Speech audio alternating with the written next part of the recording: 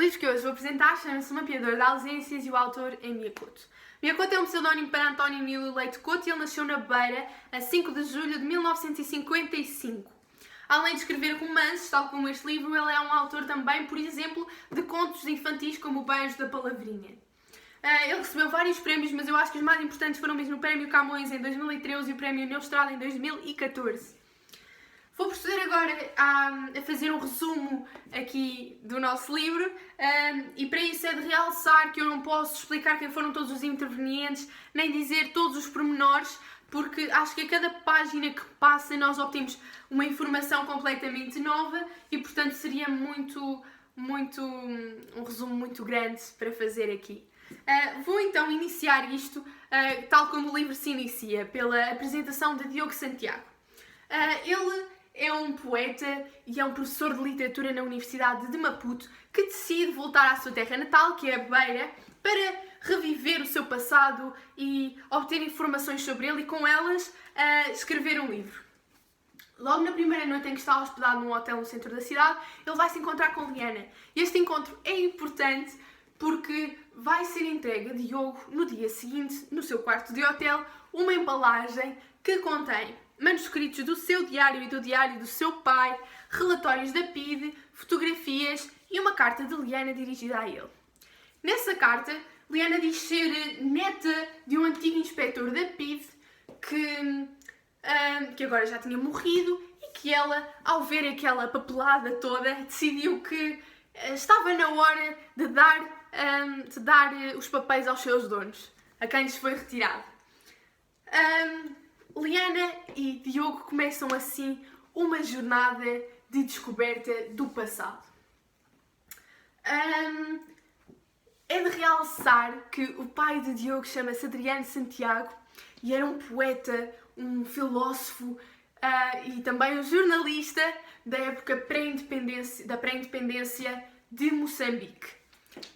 Devido a isto e a ser anfitrião de reuniões das Toupeiras Brancas, que eram uma espécie de grupo comunista anti-regime e que era contra a ditadura portuguesa e queria a independência de Moçambique, ele tinha sempre um inspetor da PIDE atrás dele. Esse inspetor era o Oscar Campos, que também é o avô de Liana.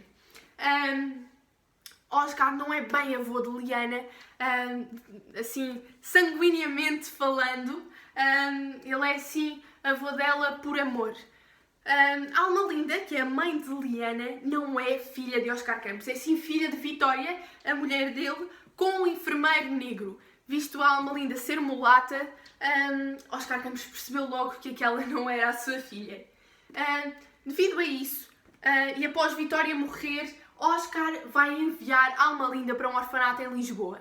Aos 15 anos, revoltada, a rapariga volta para a Beira e, tal como no início do livro nos é indicado, ela é a rapariga que auto-expulsa ao namorado negro e se atiram de uma ponte tentando um suicídio conjunto, acabarem juntos, apesar de, numa sociedade tão retrógrada, não aceitar uma relação multirracial.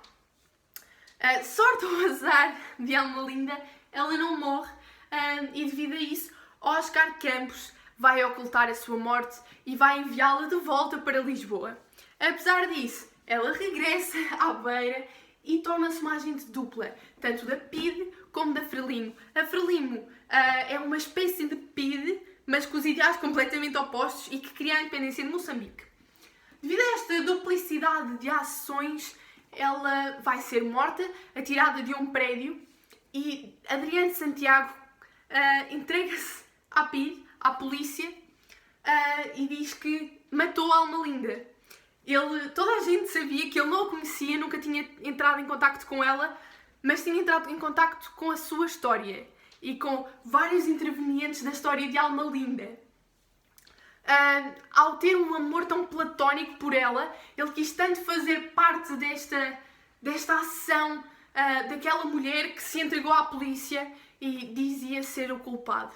Visto a ele ser tão anti-regime, a PIDE claramente aceitou a sua entrega, a sua culpabilização. Adriano Santiago vai morrer preso e ter um AVC. a parte boa deste livro é mesmo ver as perspectivas de toda a gente, porque é completamente interessante. Tal como eu disse, eu não referi quem eram todos os personagens porque não tinha tempo para isso, mas é muito interessante perceber como é que toda a história se desenrola entre 1973 e 2019. E como Diogo e Liana, ao entrevistar pessoas que estavam referidas em diários, em cartas, há tantos anos atrás, completam um pensamento tão lógico e um seguimento de ações tão coeso.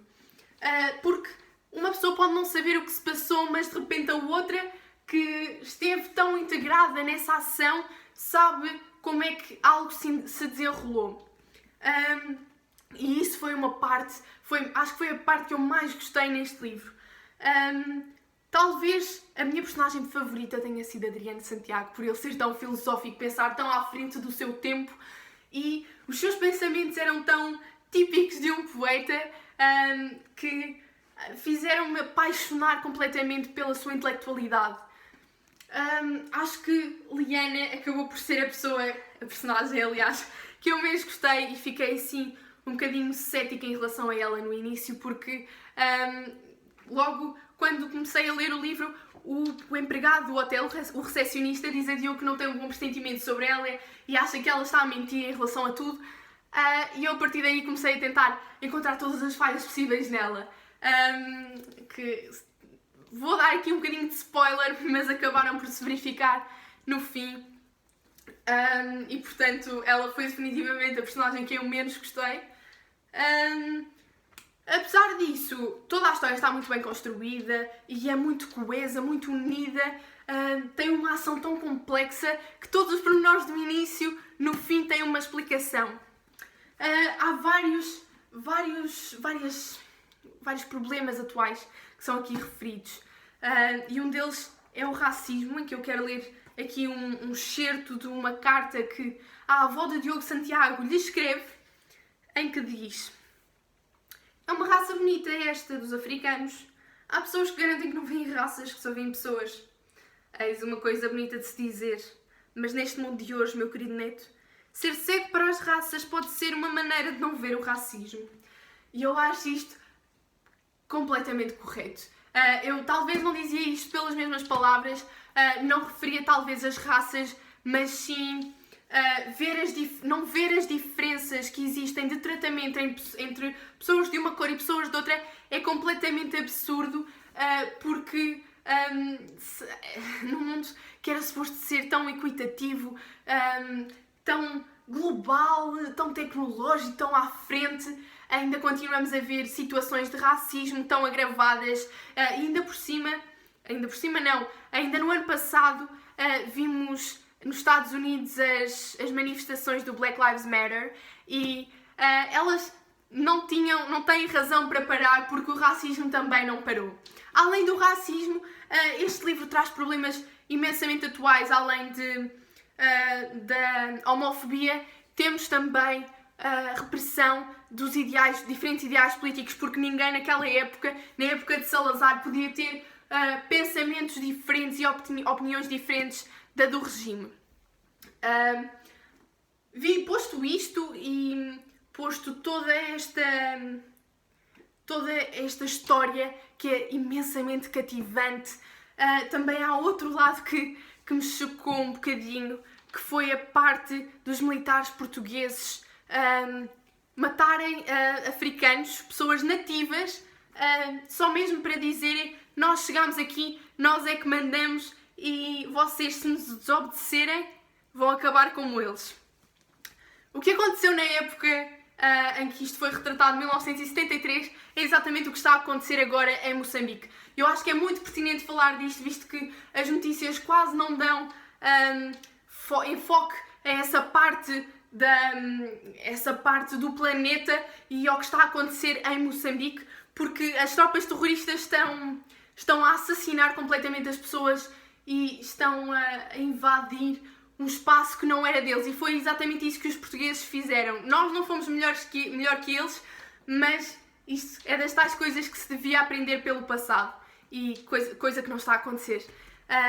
E portanto eu queria acabar esta apresentação com essa mesmo com essa ideia que não nos podemos esquecer que isto é um mundo global, mas que os problemas não estão de todo solucionados. Ainda há tanto caminho a percorrer para termos uma sociedade mais igual, mais pacífica. E, portanto, eu recomendo completamente, mesmo a 100%, este livro. E é isso.